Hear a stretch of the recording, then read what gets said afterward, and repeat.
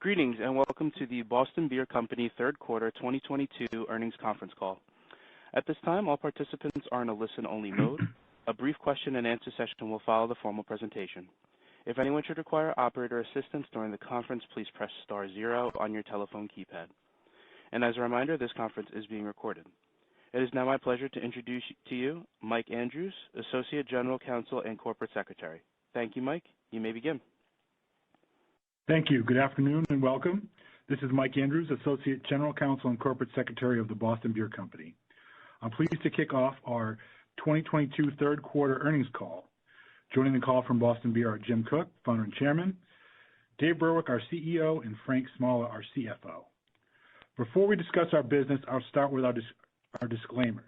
As we state in our earnings release, some of the information we discuss and that may come up on this call reflects the company's or management's expectations or predictions of the future. Such predictions are forward-looking statements. It's important to note that the company's actual results could differ materially from those projected in these forward-looking statements. Additional information concerning factors that could cause actual results to differ materially from those in the forward-looking statements is contained in the company's most recent 10-Q and 10-K.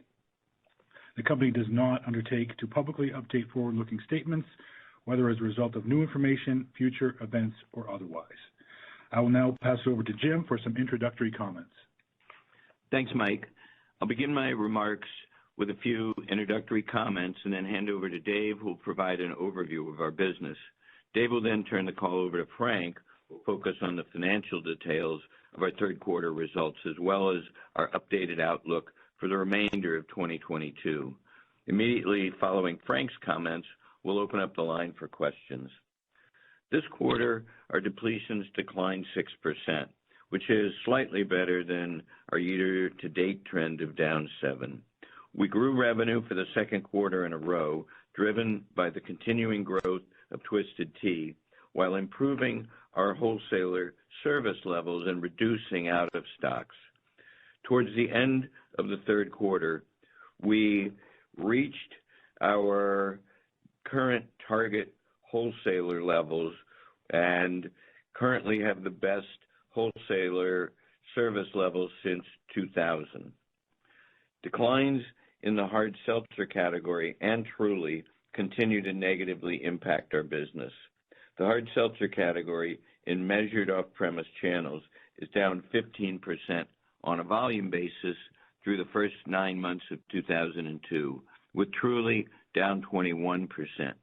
We are working to improve Truly trends through a major product reformulation, including the addition of real fruit juice and sharpening our brand communication and increasing our media investment. Early in the fourth quarter, we launched Truly Vodka Seltzer. An early response from wholesalers, retailers, and drinkers has been positive. With the launch of Truly Vodka Seltzer, along with our award-winning Dogfish Head canned cocktails, we believe we are positioned well in the emerging ready-to-drink spirits category, which has been growing 79% in measured off-premise channels through the first 9 months of 2022. For the remainder of the year and into next year, our strategy is to gain market share in the Beyond Beer category, where we are currently a strong number 2.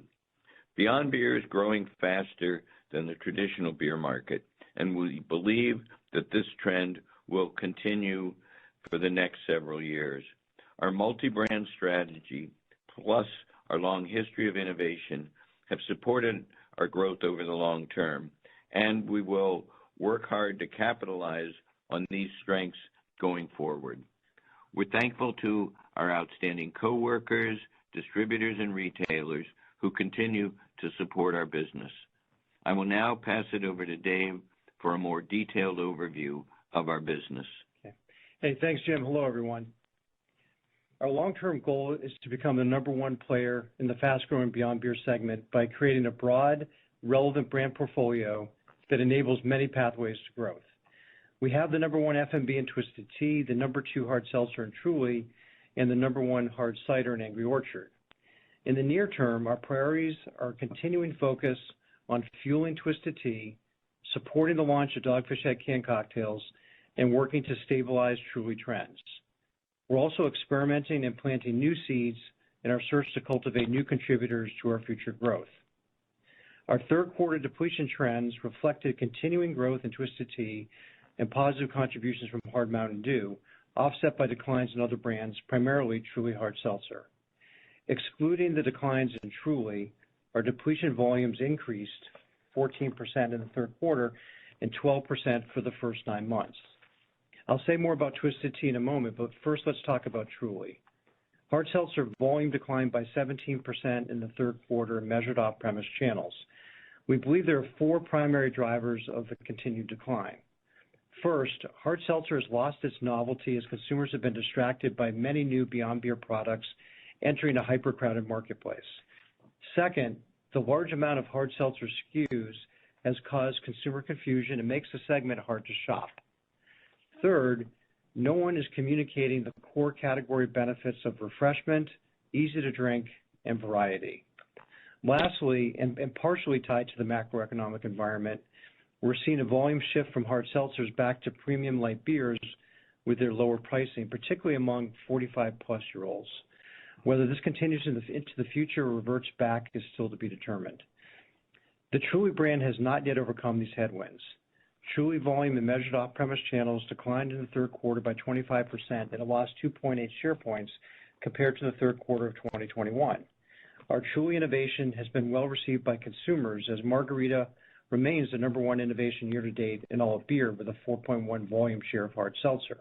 However, our existing flavors have not yet stabilized as consumers eagerly adopt what's new and interesting. Despite the current headwinds, Truly's household penetration remains strong across all age groups and is #1 in all of beer among 21 to 34-year-olds for the latest 52 weeks. As I mentioned on our last call, we're reformulating all of Truly's flavors by adding real fruit juice for an even smoother, easy to drink, and refreshing taste profile.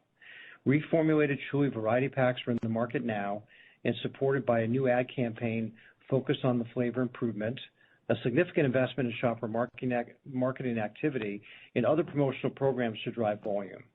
We've received favorable response from consumers, retailers, and wholesalers to these changes, but the product has only been in market for a short time and the full business impact will be felt over the longer term. With respect to innovation, there's significant wholesaler and retailer excitement around Truly Vodka Seltzer, which we launched earlier this month. Our Truly flavored bottled vodka, which has been sold by Beam Suntory since late in the first quarter, has been well received by consumers. It's the #1 new innovation in full bottle spirits in 2022, and we believe its success bodes well for the Truly Vodka Seltzer launch. We continue to believe hard seltzers will remain an important beer industry category in the future, but the trajectory of the category in the near term remains unclear. While the hard seltzer segment was 9.8% of total beer dollars in the third quarter of 2022, it's down from 11.4% in the third quarter of 2021. Consequently, as we look at our forecast for hard seltzer category growth for the year, we continue to believe the category volume will decline between 15 and 20%. Regardless of where the category growth settles in 2022 and future years, our longer-term goal is to outgrow the category and improve our Truly brand trends, driven by a reformulation of all flavors, along with brand investments, smart brand innovation, and strong distributor support in retail execution. Let me turn now to our other brands, beginning with Twisted Tea, our growth leader. Twisted Tea is a unique product with brand positioning that resonates with more and more consumers. In the third quarter, in measured off-premise channels, Twisted Tea expanded its position as the #1 FMB by gaining 4.3 share points over its position at the end of the third quarter of 2021 and had a 7.2 share point lead over the #2 FMB brand. It again grew double digits, driven by improved distribution of 12-packs. Twisted Tea has been growing double digits for 20 years now off a larger and larger base, and there's clear evidence we can sustain a healthy growth rate. We improved our service levels and reduced out-of-stocks during the third quarter compared to the first half, which helped support this growth. In measured off-premise channels, Twisted Tea has been the fastest-growing brand among the top 20 in all of beer for the past 12 months, and its volume growth has accelerated from 24% year-to-date to 33% in the latest 13 weeks. Twisted Tea's 24-ounce can is the fourth-largest volume single-serve beer brand nationally, underscoring its resonance with convenience store shoppers.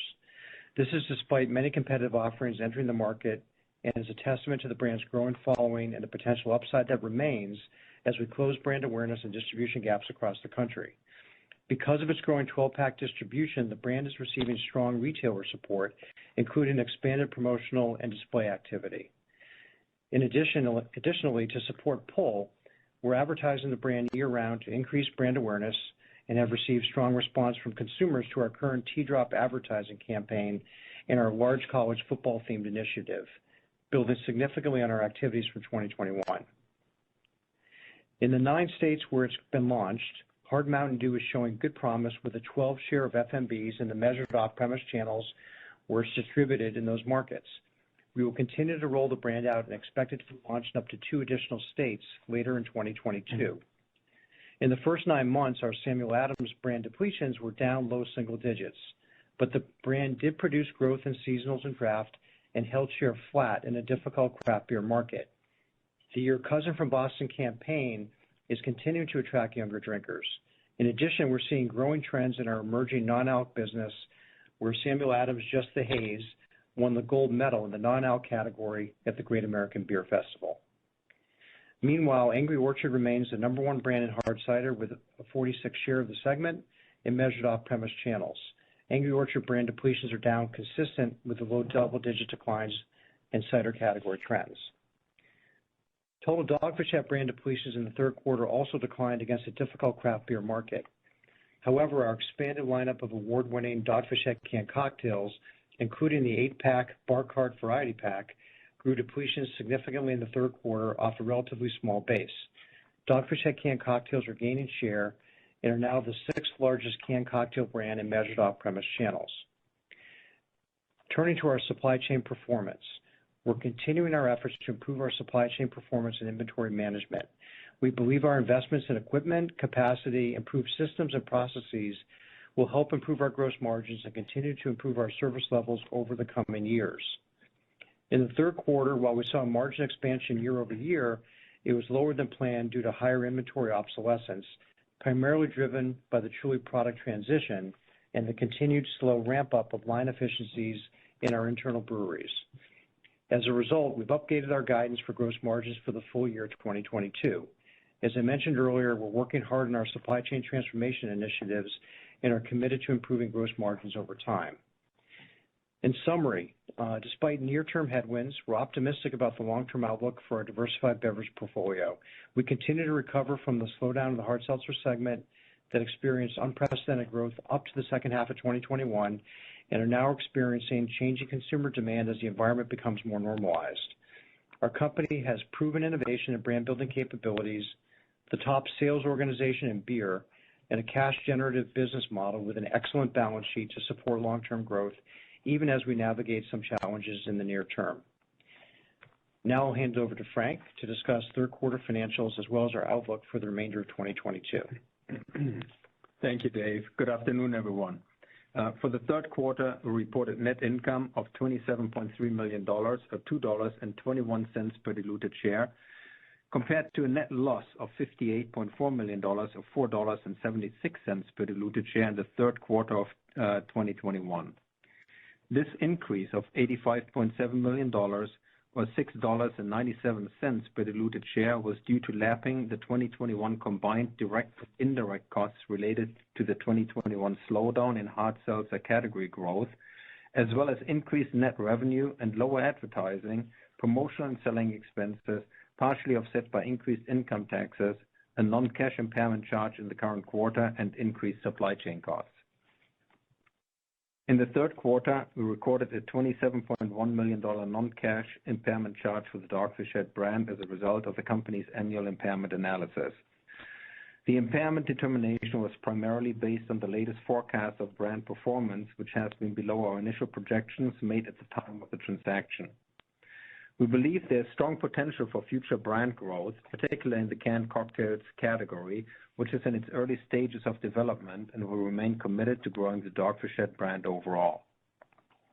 The third quarter continued to show sequential shipment and revenue improvements and generated over $100 million in operating cash flow following the strong second quarter cash flow performance. However, the volume performance primarily related to Truly and the corresponding inventory obsolescence continued to negatively impact gross margins. Shipment volume for the quarter was approximately 2.3 million barrels, a 1.4% increase from the prior year, reflecting increases in the company's Twisted Tea, Hard Mountain Dew, and Samuel Adams brands, partially offset by decreases in our Truly Hard Seltzer, Angry Orchard, and Dogfish Head brands. We believe distributor inventory as of September 24, 2022 averaged approximately 5 weeks on hand and was at an appropriate level for each of our brands. We expect distributors will keep inventory levels for the remainder of the year between 4 and 5 weeks on hand.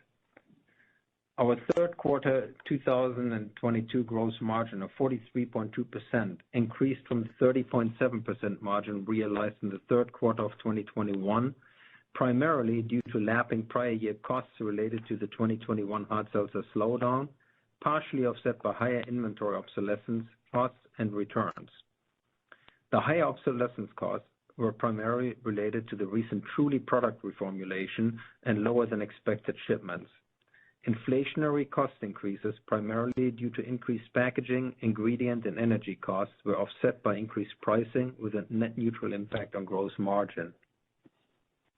Our third quarter advertising, promotional, and selling expenses decreased $13.1 million or 7.9% from the third quarter of 2021, primarily due to a net decrease in brand investments of $9.5 million, mainly driven by lower media costs and decreased freight to distributors of $3.6 million, primarily due to lower freight rates. General and administrative expenses increased by $5.3 million or 16.6% from the third quarter of 2021, primarily due to increased salaries and benefits costs. Our depletions and shipments for the first 42 weeks of 2022 have each declined 6% from the comparable periods in 2021.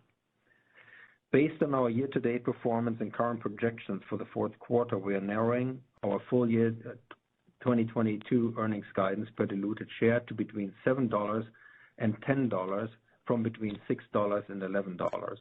This projection excludes the impact of the non-cash impairment charge of $27.1 million or $1.61 per diluted share, and is highly sensitive to changes in volume projections, particularly related to the hard seltzer category, supply chain performance, and inflationary impacts on consumer spending. The 2022 fiscal year includes 53 weeks compared to the 2021 fiscal year, which included only 52 weeks.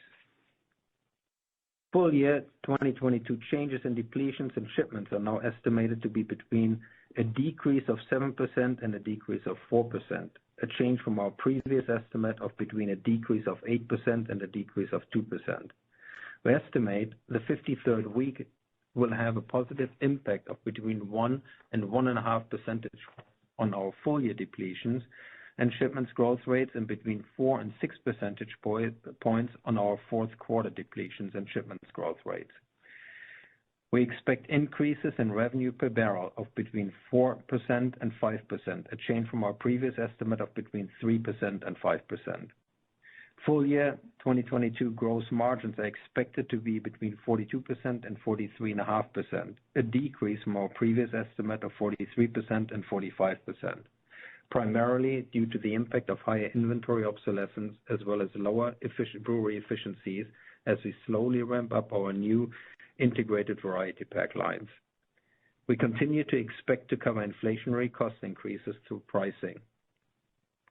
Our full year 2022 investments in advertising, promotional, and selling expenses are expected to decrease between $35 and $45 million, a change from our previous estimate of a decrease of between $30 and $50 million. This does not include any increases in freight costs for the shipment of products to our distributors. We estimate our full year 2022 effective tax rate to be between 26 and 27%. We expect capital expenditures of between $105 million and $125 million, a change from our previous estimate of between $110 million and $140 million. The capital will be spent mostly on continued investments in our breweries to further build our capabilities and improve our efficiencies. We expect that our cash balance of $222.1 million as of September 24, 2022, along with our future operating cash flow and unused line of credit of $150 million, will be sufficient to fund our base business and future growth initiatives. Lastly, we're planning to give full year 2023 financial guidance on our fourth quarter earnings call in February 2023. This timing better aligns with our detailed internal budgeting process and will be based on more current information about the state of the consumer and the supply chain environment. We will now open up the call for questions. Thank you. We will now be conducting a question and answer session. If you would like to ask a question, please press star one on your telephone keypad. A confirmation tone will indicate that your line is in the question queue. You may press star two if you would like to remove your question from the queue. And for participants using speaker equipment, it may be necessary to pick up your handset before pressing the star keys. One moment, please, while we poll for any questions. Our first question comes from the line of Nik Modi with RBC.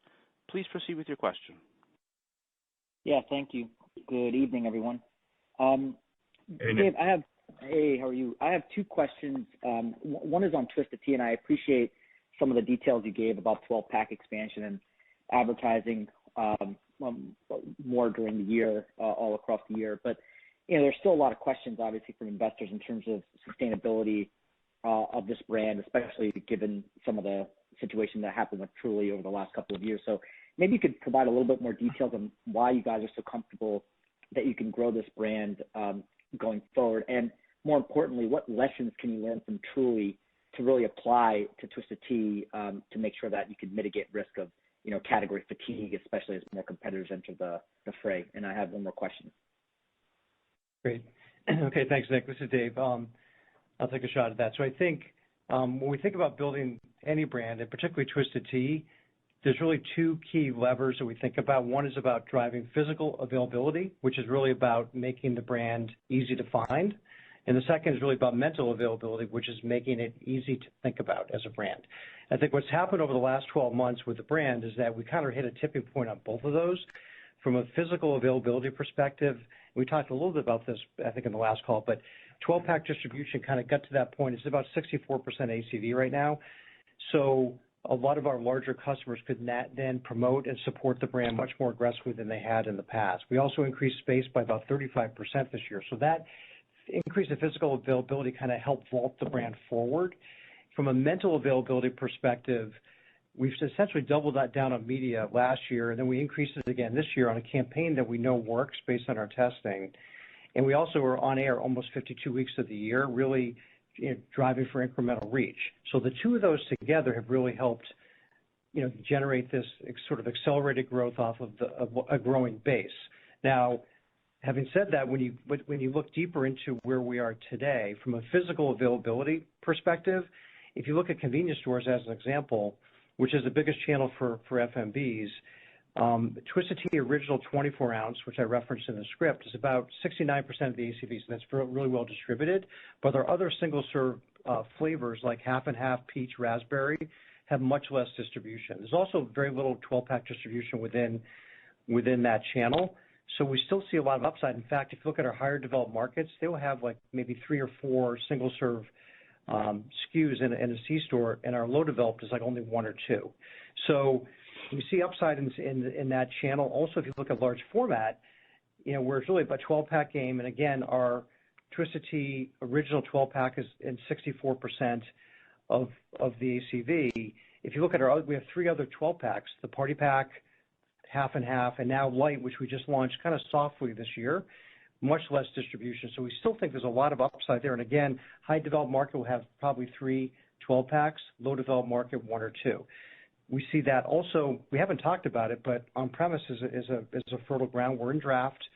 Our primary package is an original 12-ounce can. I think Twisted Tea is almost half of the share of FMBs in on-premise, and we barely got going there. So we see something there. So that's sort of the last thing I'll say on the physical availability side is as we talk more about the brand, our wholesalers, particularly in the low developed markets, are getting more and more excited about what they see happening in the rest of the country. From a mental availability perspective, the household penetration is about 4.7%. we use Mike's Hard Lemonade sort of as a proxy or comp. It's 7.5. So still the comparison, there's upside there, and also in brand awareness, we're 7 or 10 points less than Mike's. I think Twisted Tea's brand awareness is around low 80s, and Mike's is low 90s. So the last thing I'll say on that, then I'll get to your second question, is around multicultural consumers. So this brand began sort of a rural, maybe non-multicultural consumer in certain geographies. It's growing tremendously in that space. So in the last 5 years, we've almost quadrupled the number of multicultural households who buy the brand. But it's still off a very low base, so there's still a lot of opportunity. So again, we feel like the formula of physical and mental availability is working.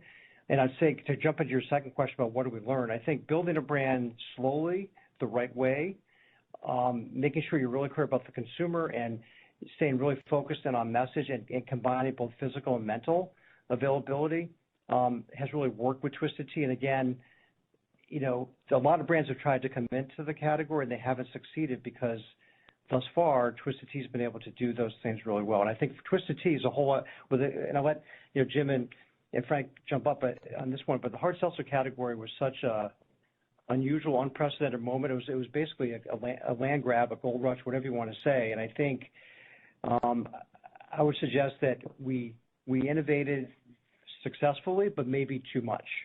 And I think we were part of creating that consumer confusion that I referenced in my script.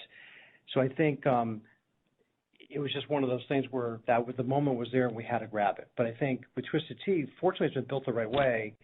And so the last thing I'll say about it, I know, I'm sorry, it's a long answer, I know, but it's an important subject for us. We haven't overextended this brand. Like, you don't need to line extend this brand to get growth. We can get growth a very healthy, appropriate way, and that's sort of where we are at the moment. Very helpful. And the second question is just on Truly. I mean, looking at Numerator data, it's pretty clear that the top 4 brands in the category, top 4 or 5, are basically responsible for all the category penetration, and all the rest are, not really helping the overall category increase penetration. It's just more share shifting. So as one of the category leaders, I'm just curious, like, as you engage with retailers on this topic, I mean, what's the feedback, or how do you get this category moving in the right direction again in terms of household penetration? Yeah, that's a good one. I think, we've been talking to retailers for the last few months about next year. I think retailers finally understand that. Now, what's interesting is that the RTD space has now more brands than the hard seltzer space, so they're pivoting in that direction. And we would expect that next year that the bottom 5 or so brands would probably disappear in any given market. And likely hard seltzer share of space right now is 11%, which is probably appropriate. It might shrink, but the brands that are left, the top 3 or 4 brands or so, will have a larger piece of that space. And I think the clutter will be removed next year. It is the time when that's going to happen. I think our customers recognize that, and they're planning to do that. The question then becomes, does RTD cocktails become what hard seltzer became in a big mess? And we think it is really hard to shop, but we likely will see that. I think the other thing I would say is that we're part of it. There are reasons why people came to hard seltzer in the first place. Like, it's the most refreshing, easy to drink, fun, variety-filled category or segment or replacement for beer or for traditional beer and other alcoholic beverages. And those characteristics of refreshing, easy to drink, variety have been somehow lost and diluted through all the noise and all the things that have happened over the last year or two. And I think getting back to that, and we're trying to do that with our ad campaign now that's out there, and there'll be more evolutions of that. But we're trying to remind consumers of why they came in the first place, to hopefully help with the category. And I think the last thing I'd say is that proliferating SKUs is not the way to go, probably, because that will add to more confusion. So I think smarter innovation. What we're trying to do is focus back on the lighter flavors. We spent a lot of time focusing on our bold flavors. This year was margarita, which, as I mentioned, has been very successful, but it hasn't been nearly enough to impact the total business, because we've probably taken our eye off the ball on light flavored seltzer, and that's where a lot of consumers have been gravitating toward lately. And we have great flavors. That's what we reformulated them again, and we need to remind people of what they are. So I think those are sort of the things that you look to see as we enter 2023. Helpful. Thank you. Thank you. And the next question comes from the line of Kaumil Gajrawala from Credit Suisse. Please proceed with your question. Hi, can you talk about gross margins a little bit? And then maybe even if, Frank, you're able to give a read on how much of the launching of the new variety pack line impacted this particular quarter, and are you up and running now where we're no longer feeling the drag from that? Yeah, no, happy to do that. So gross margin clearly for the quarter came in below our own expectations, and I think the main reason, as I mentioned it in the prepared remarks, was high obsolescence. That was mainly due to the changeover to the new Truly formulation. That was one of the largest projects that we have done. If you look at the complexity of the portfolio, the number of variety packs that we have and the different flavors that are in there. So that was a big project, and I think you have to see that in conjunction with like the current supply chain situation that we're in. We've opted, as we've mentioned before, to run slightly higher inventories for two reasons. One is we want to make sure that we increase our service levels and we have enough inventory to service our wholesalers. The other one is, you look at the global supply chain situation and the disruptions that we're seeing. We wanted to make sure that we're not running out of packaging material. So this is nothing new. But what happened is that the volumes for Truly and with an unfavorable mix came down, and we were left with more stranded product than what we had originally expected. So this was impacting. That was the main reason why the gross margins were impacted and lower than our expectations. That's clearly not something that will happen all the time. That's more one time in nature. We've seen some progress in the rest of the drivers. I mean, if you remember when I lay out the drivers to get back to 50%, we're making progress. The variety pack lines, we've given a range, and we said, well, it's going to take some time to improve the efficiencies. We have seen slight improvements, but there's still a lot of room left to get to the target efficiencies that we're seeing and that we're looking for to get back to 50%. So I'd say overall, the overall building blocks have not changed. The target hasn't changed, but this quarter was clearly impacted by the additional obsolescence. And it sounds like it's complete. That any additional obsolescence, it's all done. Now you're operating under the new. Well, we're now pretty much fully transitioned to the new formulation on all the products. So that should have been it. Okay, great. And then can you maybe just add a little more detail on the Dogfish Head impairment? Unlike seltzer, which came and turned so fast, Dogfish Head's been around for a while. So just some color on what happened there. Yeah. So this is a relatively straightforward accounting assessment. If you recall, the transaction happened in the middle of 2019, which was literally half a year before COVID, and we had our own business proposition, which was the basis for defining the brand value that we put onto the balance sheet. So we had certain assumptions in there. Then you have to compare your revenue assumptions to what you're really achieving, and that's the annual impairment test that everybody is doing typically. The revenues are below what we had defined in the business proposition. And the main reasons I would say is like COVID came in the middle, the integration took a little longer. Clearly the craft beer market, if you look at the total beer category, the traditional beer side, the craft beer side, has been suffering a little bit. So that contributed basically to the lower revenues versus what we had in the business position. From a business perspective, I want to be clear. We like the asset. We think Dogfish Head is a terrific brand, and I think what has changed since 2019 is that we have now Dogfish Head canned cocktails, which were not really part of our consideration in 2019. And the canned cocktails, as you know, they are playing in the growing segment of the beer category, in the Beyond Beer segment.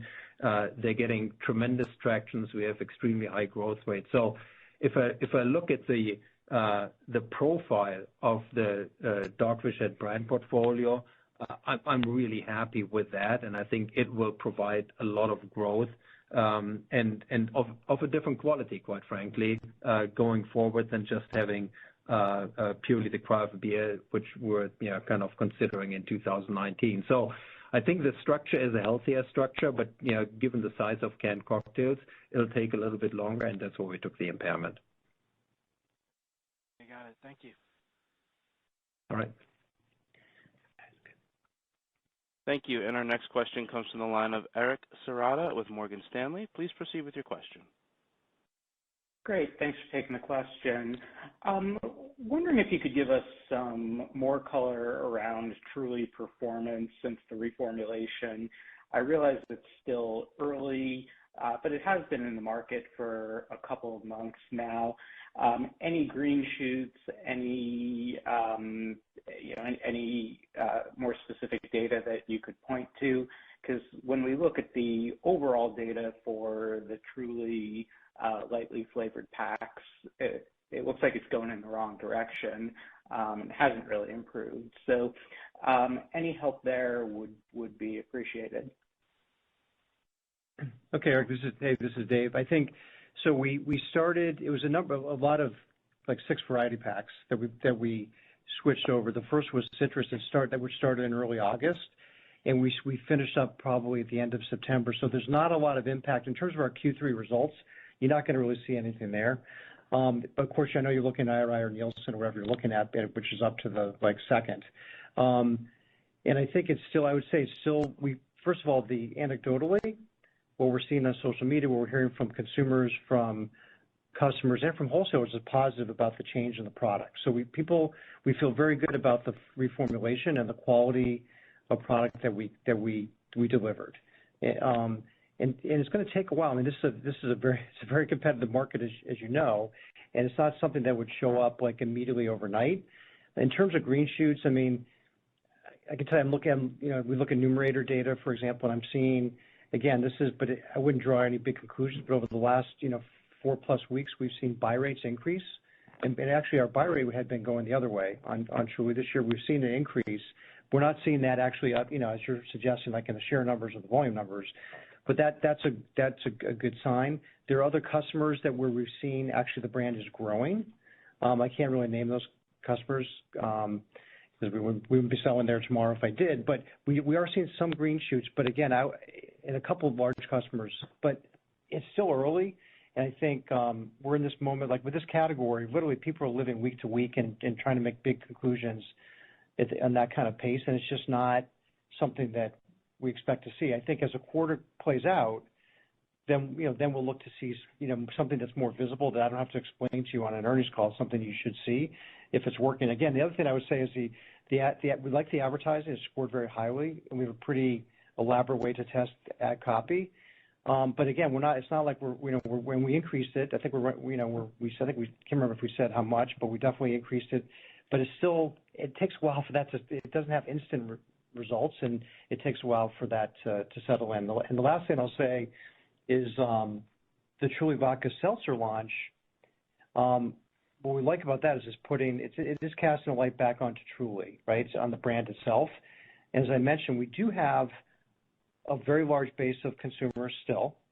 We have a high penetration. It's actually the highest penetration, according to Numerator, in hard seltzer, and 21 to 34 in beer. And so we know they want to try our product. I think so they'll get to it. And I think as we go into next year, you'll see the advertising continue, and you also see other things that we'll do in the market to clearly signal that what's in the package has changed and it's improved. So again, I would say that this is really I would look at this 3 to 6 months to really know for sure what the impact is going to be.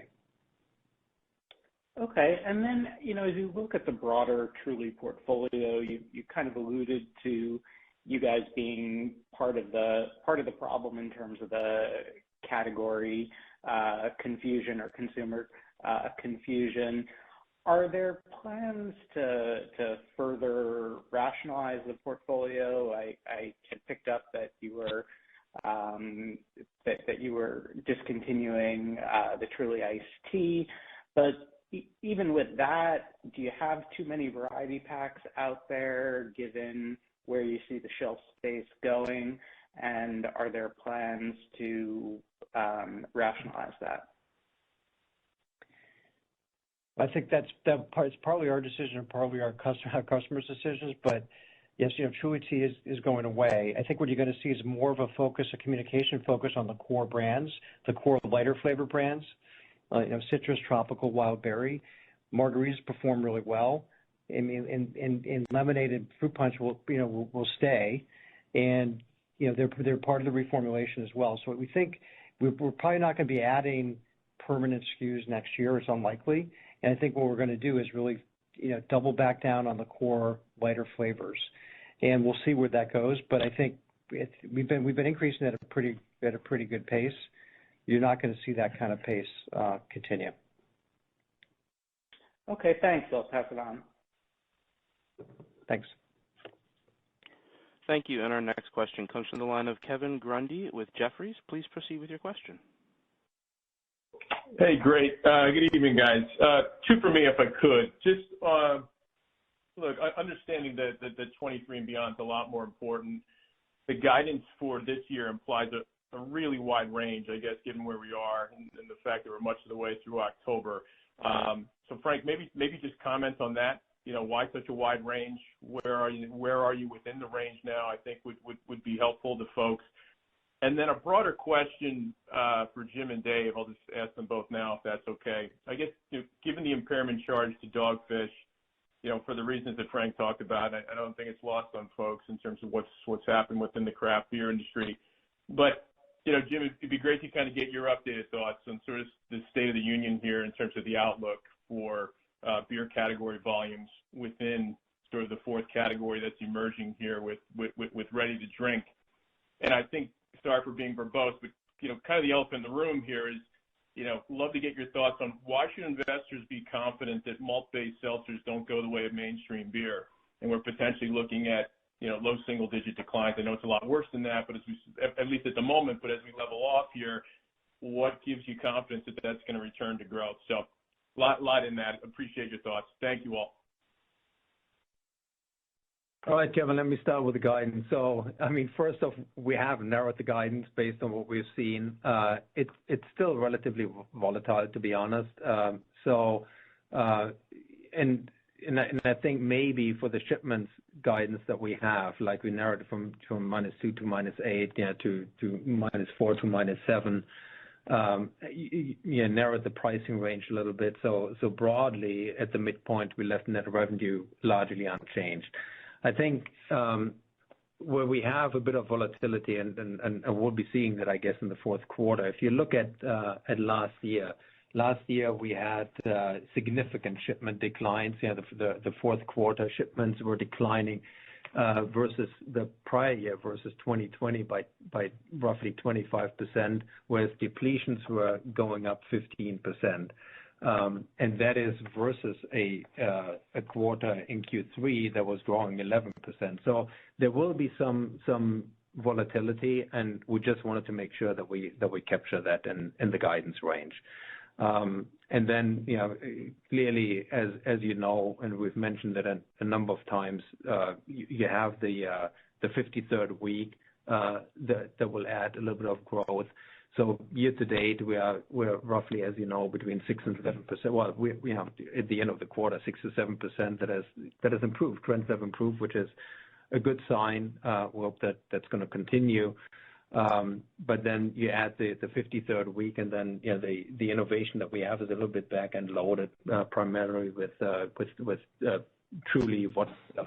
So that's coming mainly in the fourth quarter. That's kind of where we're on the top line. On the margin side, I think we have narrowed it down. a little bit, and as you know, there's volatility in the supply chain. That's internal supply chain and external supply chain. I talked about the obsolescence, which was higher than what we had expected. But that we've narrowed it down. We feel we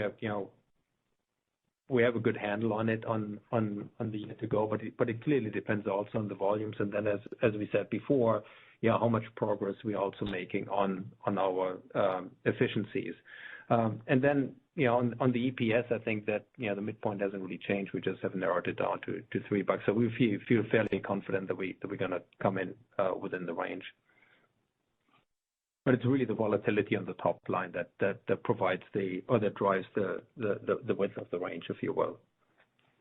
Okay. And Kevin, I'll try to pick up the second part of your question, which had a bunch of different moving parts to it, if you will.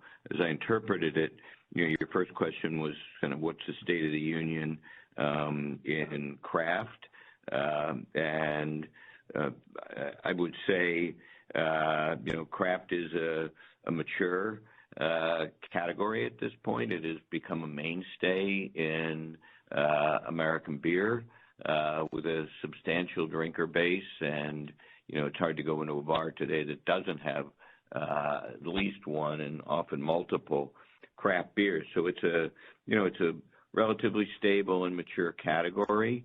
Also, quite competitive.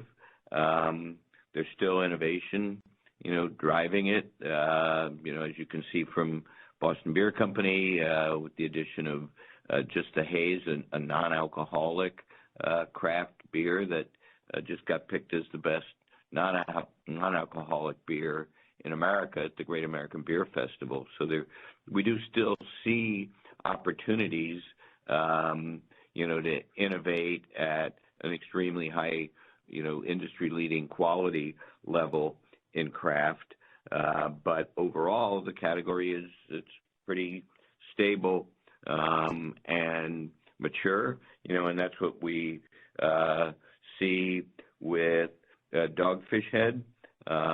We believe that is a strong, in some ways, unique brand, and we believe that it brings some special attributes to the RTD category, which, as I mentioned, it's growing 79% so far this year, and Dogfish Head is now the number 5 or 6 RTD. It's got a reputation for great quality and for innovation and for culinary ingredients, and it has a unique positioning in some ways in this very crowded RTD space.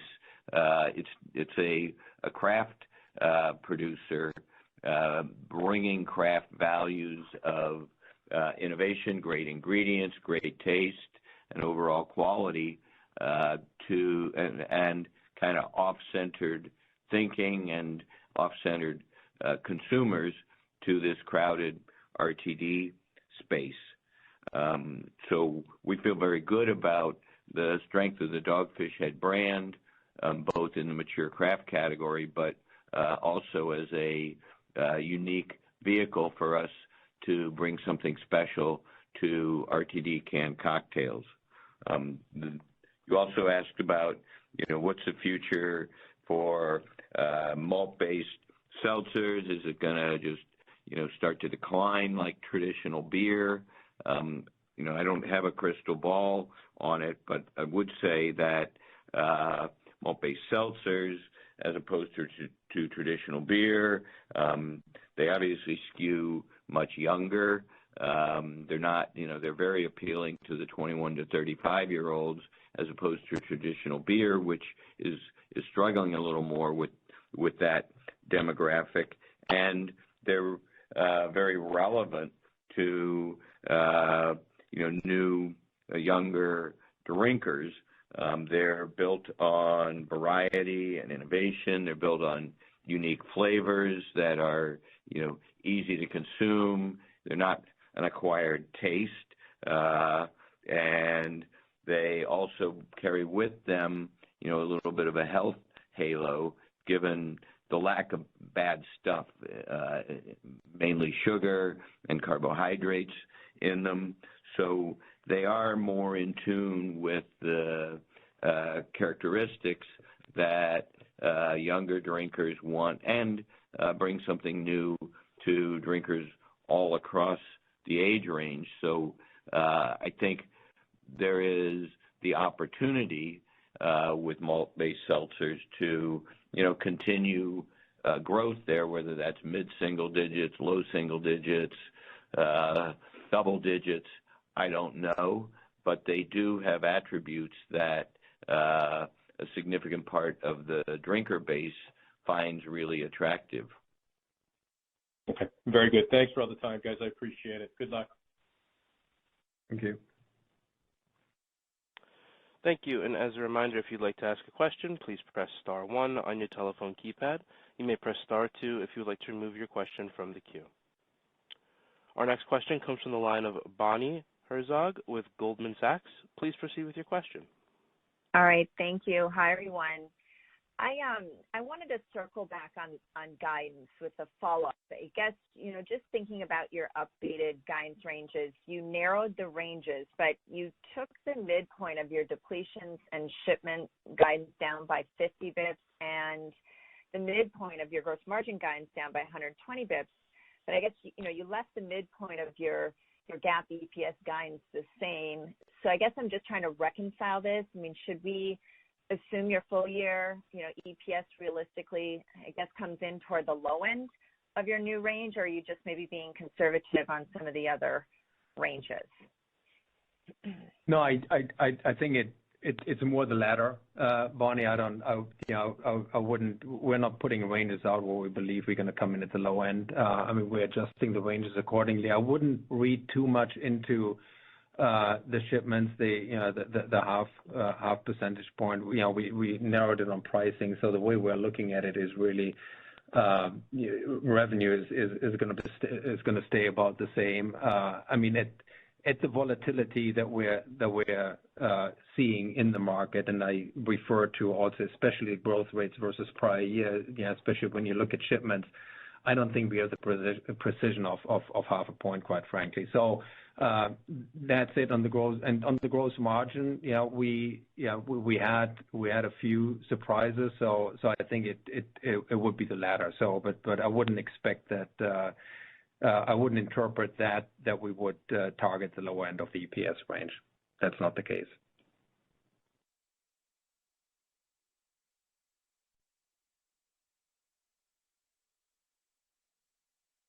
Yep.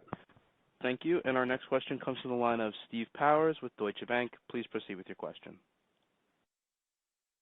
Great, thanks. I actually wanted to go back to Twisted, if I could. And two questions. The first one I think is pretty short. It's just I don't know if you've got any updated thoughts as to how much, if at all, Twisted in the current environment is itself benefiting from consumers moving away from seltzer and experimenting and finding Twisted. Yeah, I think on that, if we went back a year ago and looked at this, where hard seltzer was sourcing volume, it really didn't impact Twisted Tea very much at all. It does to an extent. Every brand, everybody drinks everything, but it didn't over-index by any means with hard seltzer. So I don't think it's getting like a tailwind now as hard seltzer goes down. But I'm sure there's some consumers that are switching, but it's not.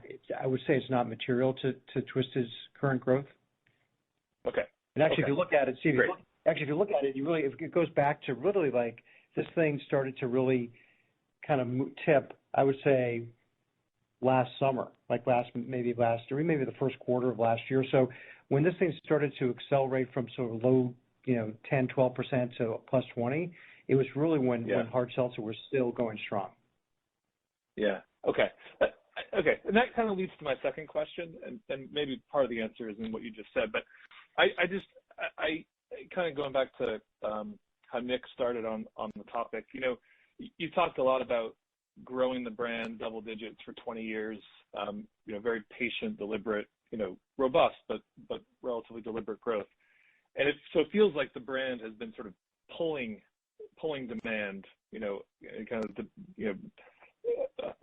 of ahead of availability. And now I guess I'm a little concerned, and I think this is the root of kind of what Nick was asking about too, that all of a sudden, as the brand has accelerated, that there's a really big distribution push and a big advertising push, kind of almost getting ahead of the natural pull, and that maybe as consumers are out there exploring for the next kind of novel thing, that they're kind of finding Twisted as part of that search, and that the experimentation is part of what's driving the growth right now. But then as we fast forward, a year, 18 months from now, after a big distribution push, that just like we were talking about with seltzer, that the novelty had kind of worn off, that we look back and say the novelty on Twisted Tea is worn off. So I guess just any additional thoughts you might have on what I'm saying and how you're comfortable that that's not happening.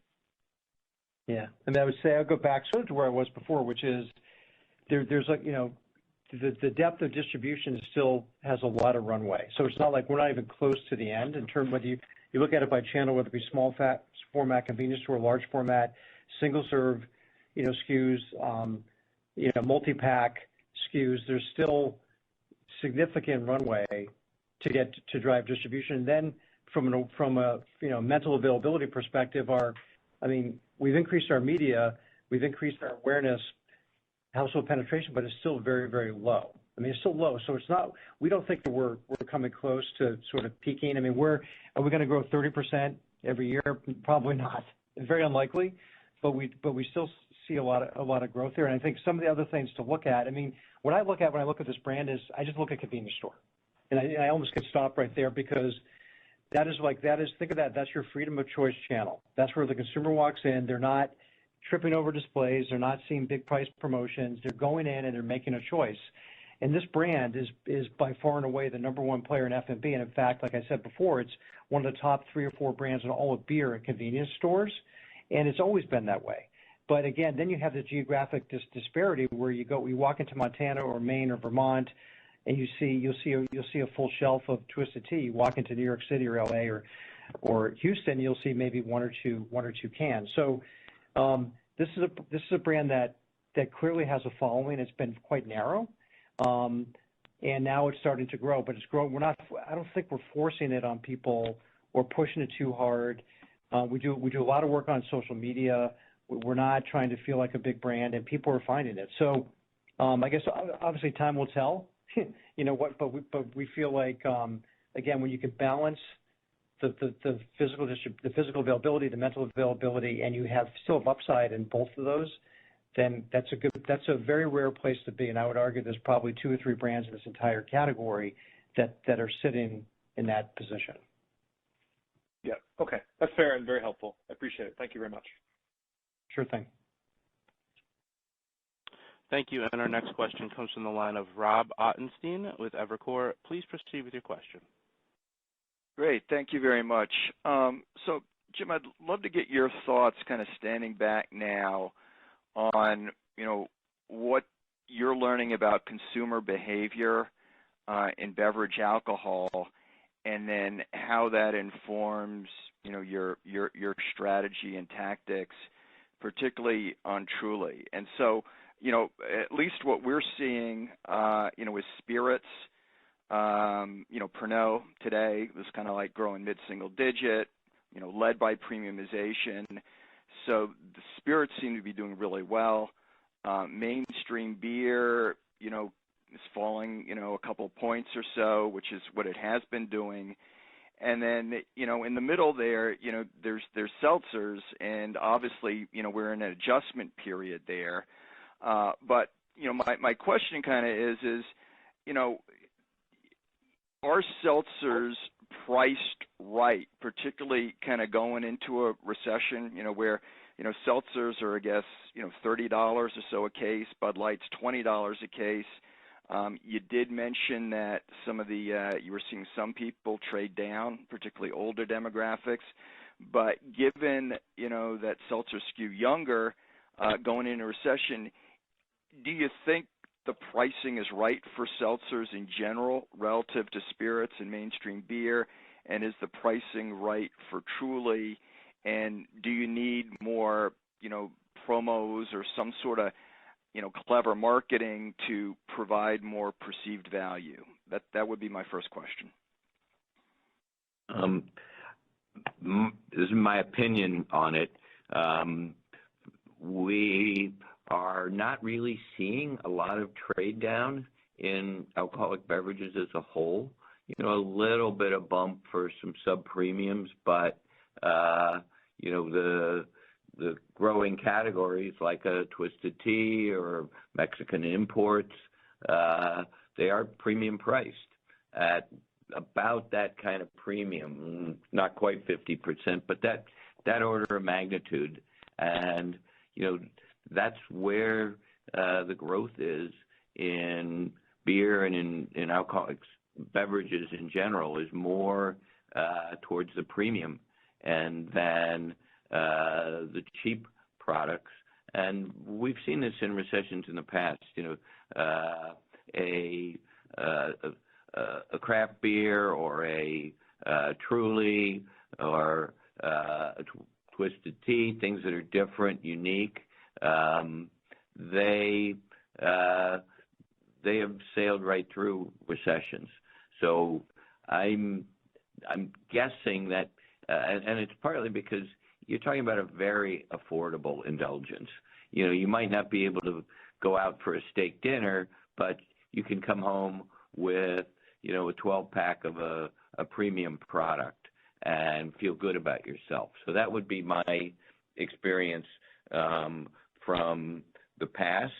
And I think, consume in general, my view of the world is that traditional beer is probably not going to grow. Maybe not in our lifetime. Though I can't see that far out because I intend to live for a while. I believe the same thing is probably true about traditional wine as their demographics age out.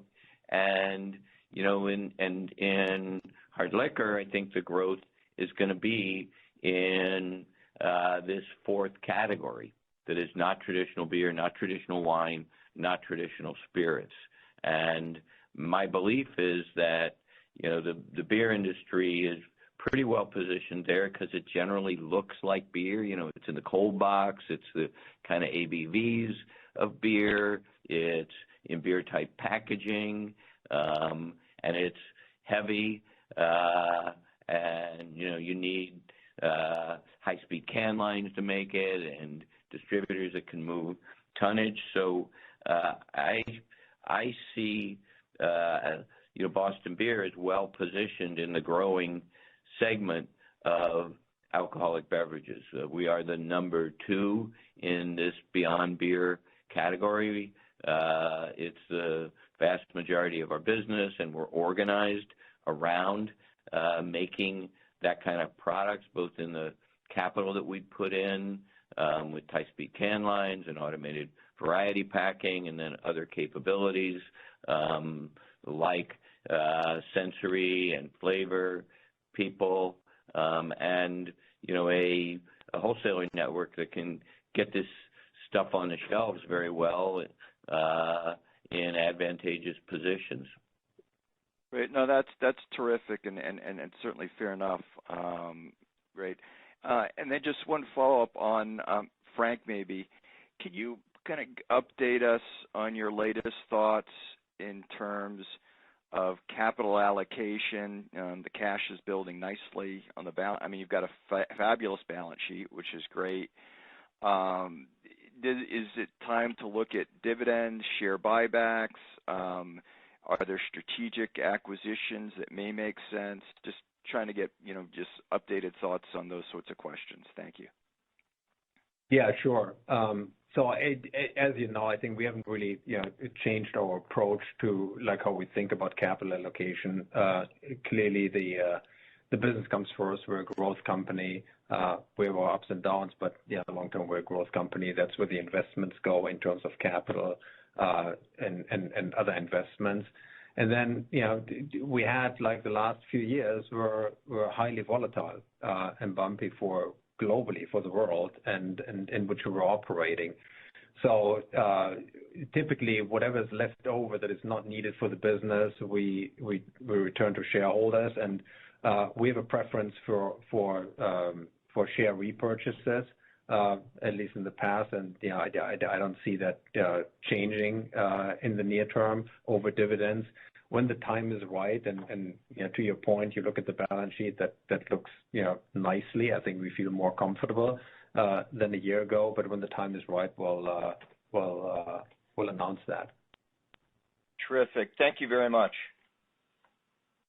All right. Thank you. And the next question comes from the line of Nadine Sarwat with Bernstein. Please proceed with your question.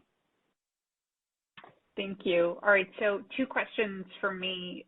First, providing guidance over the last 12 months, has been challenging for Boston Beer, given what's been happening with the hard seltzer category, the uncertainty. So what's behind your decision to commit to providing fiscal 23 guidance at your next results?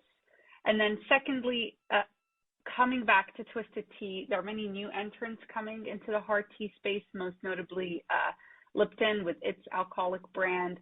How do you anticipate Twisted Tea performing in this increasingly competitive environment? Yeah, Nadine, so clearly on the 2023 guidance, we've talked about it. There's quite a bit of volatility, and I think we want to provide guidance when we feel more comfortable with the data. And I think it's industry practice. You announce with your Q4 results, which is what the majority is doing, and that makes sense in an environment like this. So we are.